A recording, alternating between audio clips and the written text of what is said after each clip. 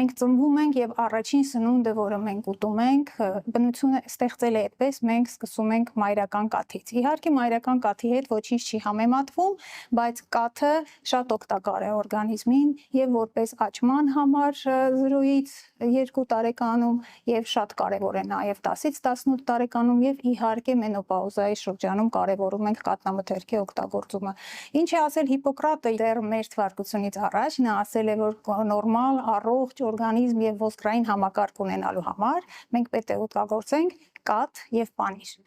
Այսինքն դա դեռ այն ժամանակ բարձ է եղել։ Իհարկե այն ժամանակ կալցիումը որպես այդպեսին չի եղել,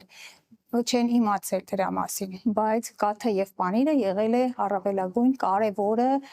ոսկրային զանգվածը ձևավորելու համար։ Շատ կարևորում եմ կաթնամթերքի օգտագործումը բոլոր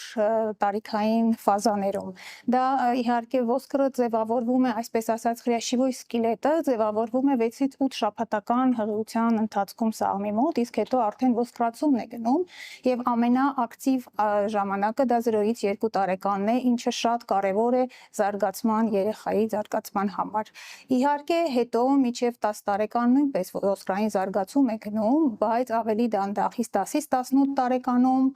ավելի ակտիվ գնում է ոսկրային հյուսվածքի զարգացումը։ Այս ինչի համար եմ շեշտում, որովհետև կարևոր է, որ երեխաներին ուշադրություն դարձնենք երեխաների սննդամթերքի մեջ պարտադիր պետք է ներառվի կաթնամթերքը,